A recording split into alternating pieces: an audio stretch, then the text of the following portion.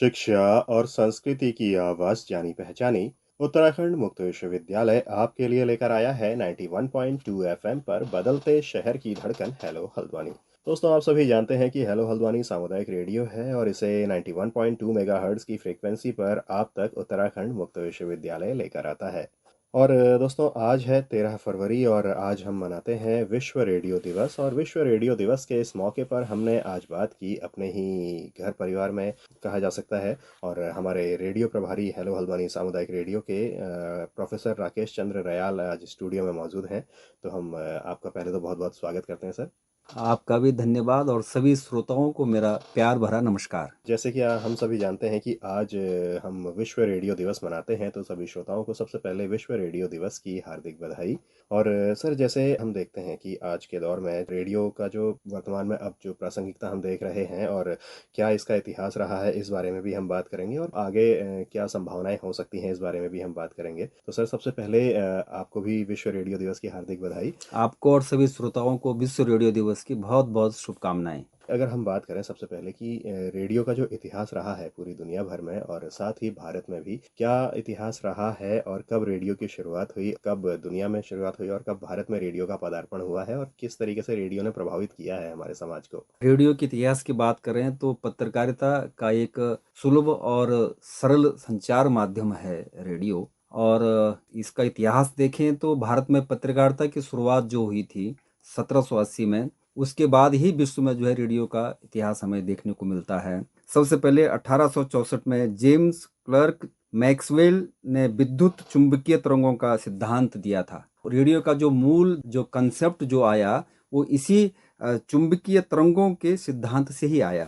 उसके बाद हम कहें तो 1887 में हेनरिक हर्ट्ज ने इन तरंगों का प्रयोग से सिद्ध किया कि जो है कि इस तरह की तरंगे भी हम तैयार कर सकते हैं, जिससे जो है ध्वनि एक जगह से दूसरी जगह तक जो है जा सकती हैं और वो एक ऑडियो फॉर्म में जो है जनसंचार माध्यम जो है हम एक तैयार कर सकते हैं, एक इस्टेब्लिश कर सकते हैं और डेवलप कर सकते हैं। और यही देखा जाए तो व्यावहारिक तौर पर हम रेडियो की बात करें, जो एक वेल इस्टेब्लिशमेंट जब रेडियो हुआ है तो वो लगभग जो है आपका ये मान के चलिए कि 1895 में जो है कि गुग्लियोम मार्कोनी ने, जो मार्कोनी थे, उन्हें पहली बार जो है वायरलेस सिग्नल भेजने में सफलता पाई मार्कोनी ने। और 1901 में अंटार्कटिक महासागर के पार पहला वायरलेस संदेश था वो भेजा गया। तो हम ये कहें कि विश्व में इस तरह से रेडियो का प्रादुर्भाव हुआ। और प्रसारण युग की शुरुआत जो हम कहें प्रॉपर ढंग से इसका जो ब्रॉडकास्ट शुरू हुआ वैश्विक स्तर पर 1906 में पहली बार संगीत और आवाज़ का रेडियो प्रसारण हुआ। इसी तरह से 1920 में अमेरिका ने नियमित रेडियो ब्रॉडकास्ट शुरू किया और 1922 में ब्रिटेन में बीबीसी की स्थापना हुई। बीबीसी ने रेडियो को एक जन सेवा का एक सरल और सुलभ माध्यम के रूप में प्रस्तुत किया। खासकर रेडियो एक ऐसा जनसंचार माध्यम था, खासकर जो आपातकालीन जो परिस्थितियां होती हैं उन परिस्थितियों के लिए बहुत ही उपयोगी और सुलभ एवं सरल एक जनसंचार माध्यम था। और यही कारण रहा कि विश्व युद्ध के दौरान जो है भी रेडियो जो संचार माध्यम था, जनसंचार माध्यम था, उसका जो है उपयोग एक तत्कालीन रूप में जो है किया गया। और यदि भारत में हम रेडियो के इतिहास की बात करें तो भारत में 1921 में बॉम्बे में पहला रेडियो प्रसारण शुरू किया गया। और 1923 में बॉम्बे और कोलकाता में रेडियो क्लबों जो क्लब थे आपके मुंबई और कोलकाता में, वहां जो है नियमित रूप से जो है रेडियो का प्रसारण हुआ। औपचारिक स्थापना जो हम भारत में रेडियो की करते हैं तो 1930 में इंडियन ब्रॉडकास्टिंग सर्विसेज आईबीएस जो है शुरू हुआ। और इस सर्विस के तहत जो है नियमित रूप से रेडियो का प्रसारण भारत में शुरू हुआ। 1936 में फिर इसका नाम रखा गया ऑल इंडिया रेडियो AIR। और 1957 में AIR को संस्कृत नाम मिला आकाशवाणी। तो हम ये कहें कि इस तरह से रेडियो का विकास भारत में हुआ।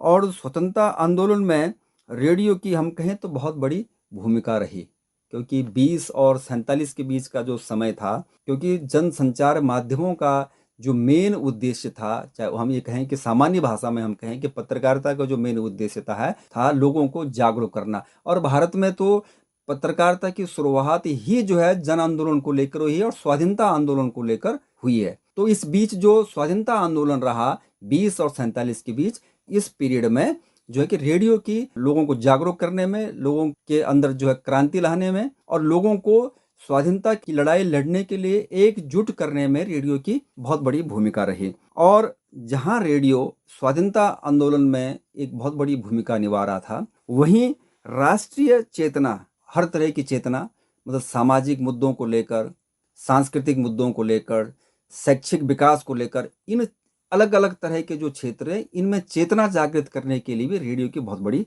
भूमिका रही। और नेताजी सुभाष चंद्र बोस का आज़ाद हिंद रेडियो अंग्रेजों के लिए एक बड़ी चुनौती बना, क्योंकि उस समय एक ऐसा सुलभ और एक सरल ऐसा जनसंचार माध्यम आ गया था कि जहां आप एक साथ अधिक से अधिक लोगों तक अपनी बात को तरंगों के माध्यम से आप पहुंचा सकते थे।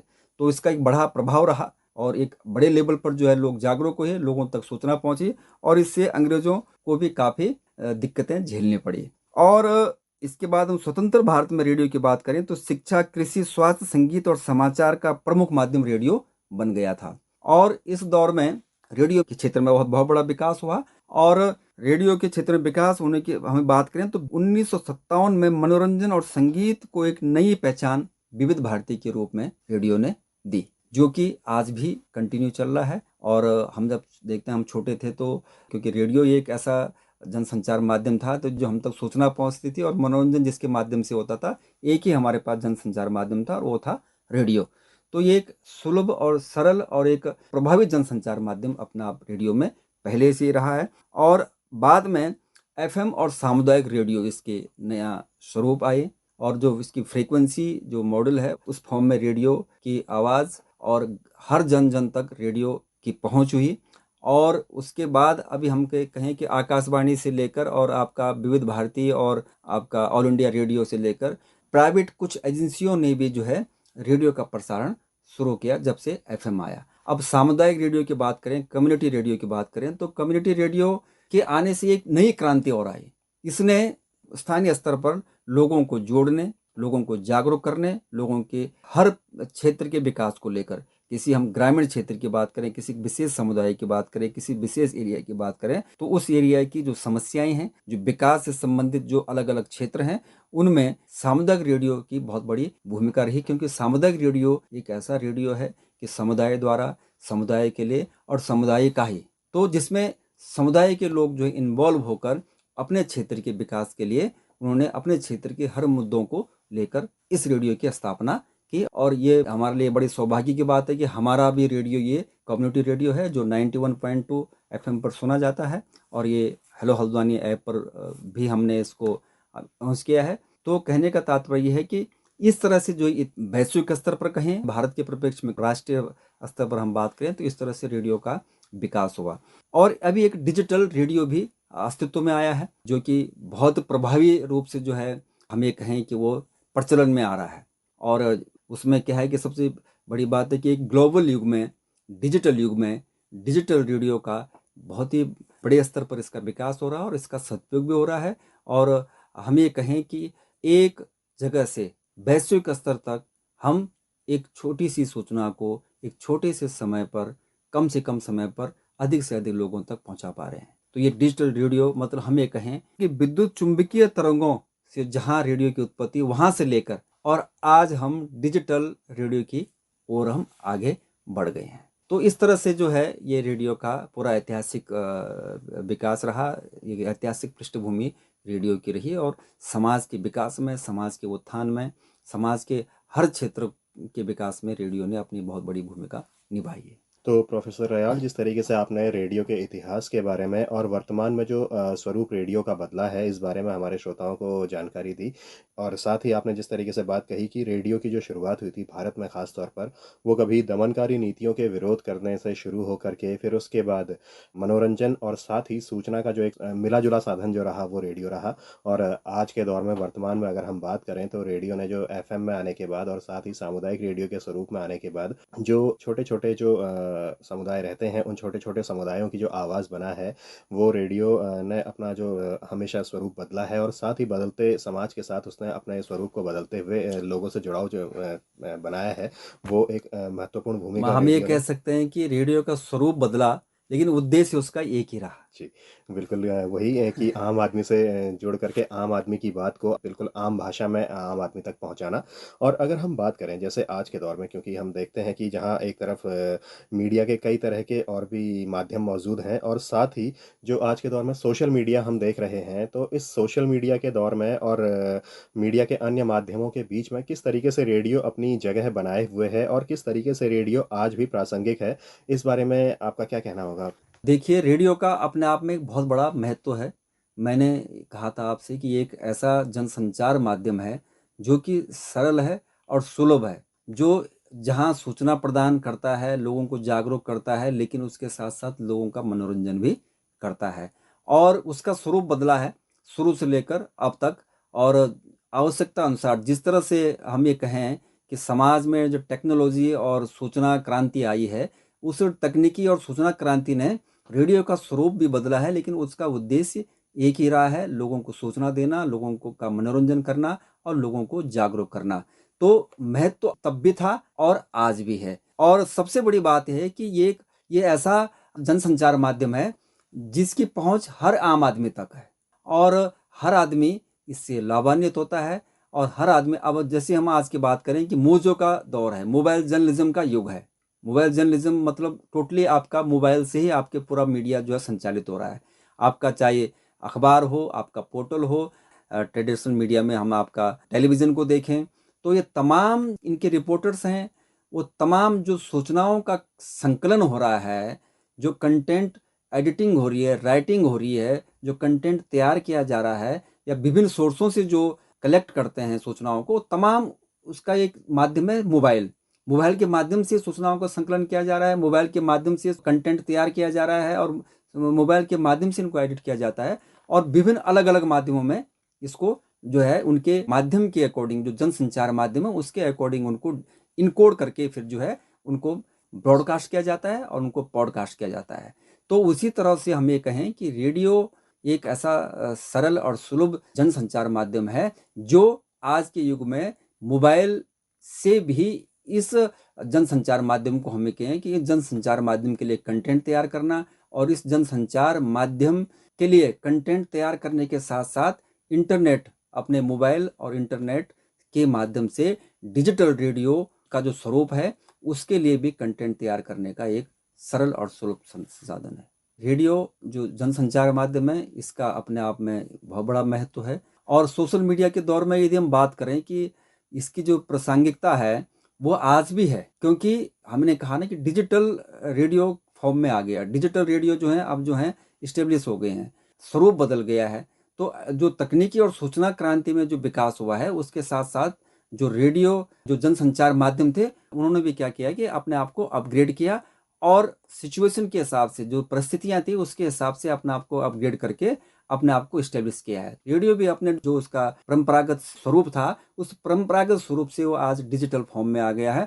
और सोशल मीडिया के दौर में उसके लिए कंटेंट कलेक्ट करना और सोशल मीडिया के माध्यम से जो कंटेंट तैयार करता है रेडियो, उसको लोगों तक पहुंचाने में उसको एक प्लेटफॉर्म और मिला है।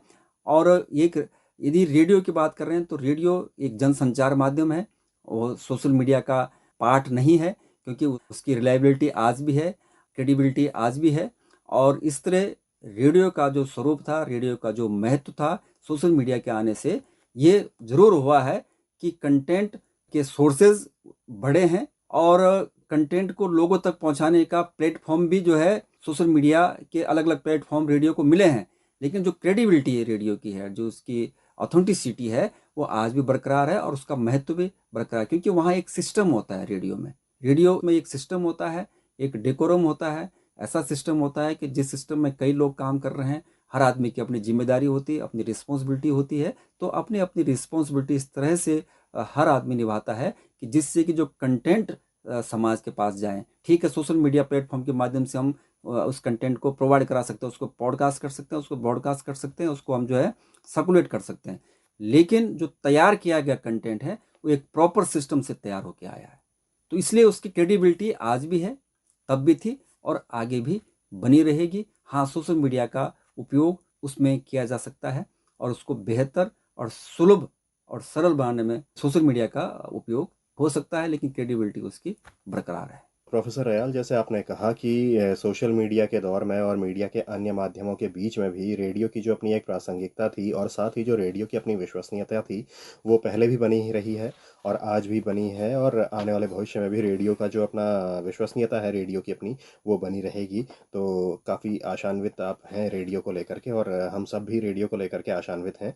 और साथ ही अगर हम बात करें आज के दौर में आर्टिफ़िशियल इंटेलिजेंस का जो दौर है, इस दौर में जो आर्टिफिशियल इंटेलिजेंस है वो किस तरीके से रेडियो को प्रभावित कर रही है और इसके अलावा कि जो आर्टिफिशियल इंटेलिजेंस है वो किस तरीके से रेडियो प्रसारण में सहायक सिद्ध हो सकती है। आपने बहुत ही अच्छा प्रश्न पूछा। और जो इस समय वर्ल्ड रेडियो डे है 2026, इसका थीम भी यही है कि रेडियो और कृत्रिम बुद्धिमत्ता, यही थीम जो है रेडियो दिवस 2026 का है। तो क्योंकि ये थीम मुझे लगता है कि इसलिए रखा गया होगा क्योंकि कृत्रिम बुद्धिमत्ता का युग है और आर्टिफिशियल इंटेलिजेंस का उपयोग हम अपने अपने जो हमारा कार्य क्षेत्र है, तो यहाँ पर हमारा कार्य क्षेत्र है कि रेडियो एक जनसंचार माध्यम को इस्टेब्लिश करना और उसको रन करना।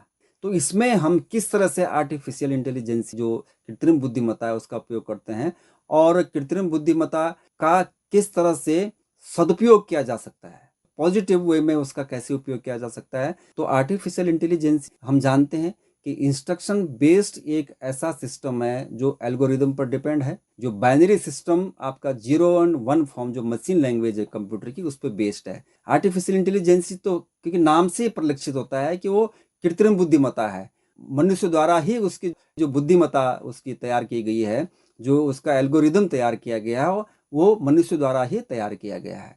तो कृत्रिम बुद्धिमत्ता का प्रयोग हम अपने रेडियो के संचालन में कैसे कर सकते हैं और रेडियो के संचालन में क्योंकि चुनौतियां भी होंगी, जहां कृत्रिम बुद्धिमत्ता से रेडियो के संचालन में सुविधाएं हमको प्राप्त होंगी, वहीं कहीं कहीं चुनौतियां भी होंगी। तो उन चुनौतियों का समाधान कैसे किया जाए, चुनौतियों का समाधान किस रूप में हो सकता है कि जो डीप फेक जो एक नया आया है शब्द जो है कि किस तरह से जो है किसी भी चीज का डुप्लीकेसी करके, चाहे वो किसी की वॉइस हो या किसी का फेस हो या कोई भी चीज हो, उसको डुप्लीकेसी करके लोगों तक प्रस्तुत करना। तो यहाँ पर हम कैसे अपने रेडियो से प्रसारित होने वाले कार्यक्रमों को डीप फेक से बचाए, डुप्लीकेसी से बचाए। और डुप्लीकेसी में आर्टिफिशियल इंटेलिजेंस का भी बहुत लोग उपयोग कर रहे हैं।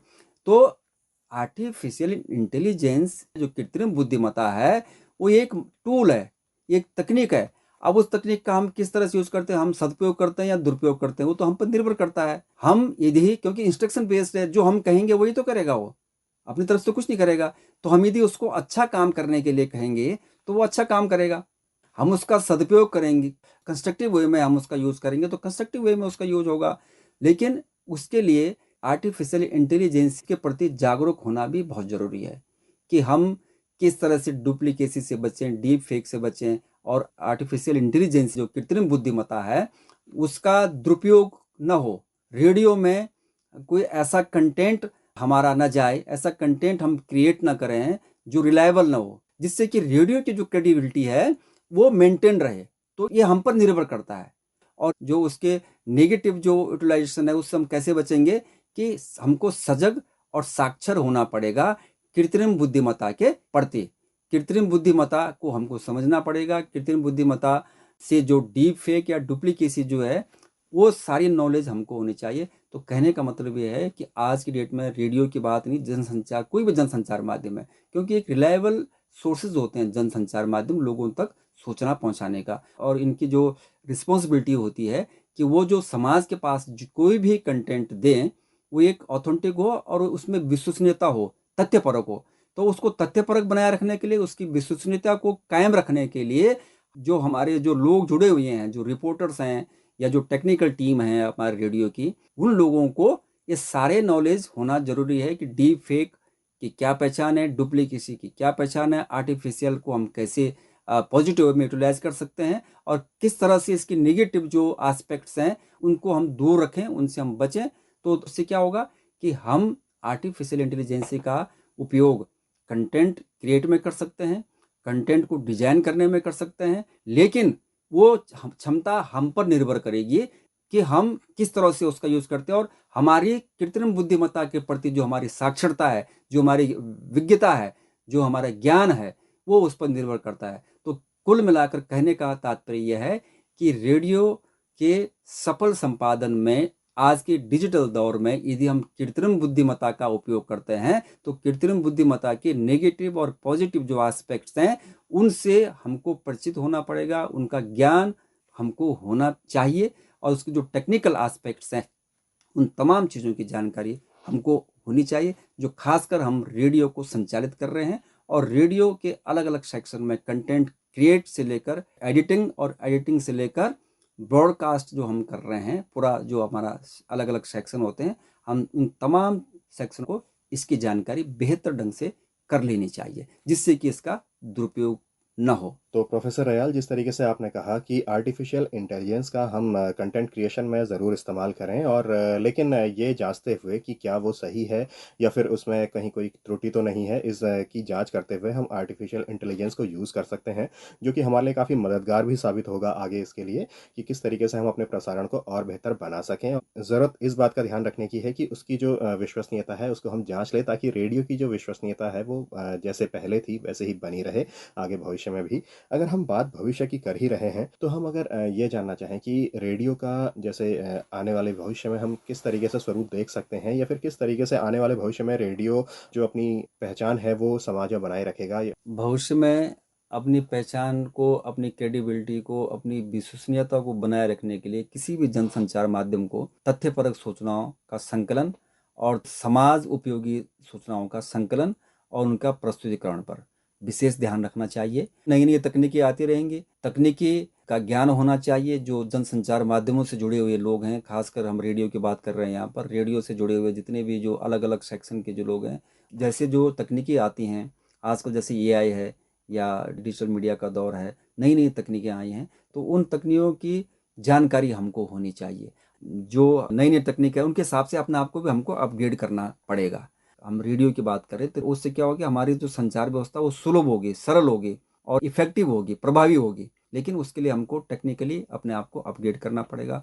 दूसरा, जो विश्वसनीयता है, उस विश्वसनीयता के लिए जो कंटेंट के सोर्सेज हम जहाँ से कंटेंट कलेक्ट कर रहे हैं उनकी रिलायबिलिटी को भी हमको देखना पड़ेगा, उनकी ऑथेंटिसिटी को हमको देखना पड़ेगा।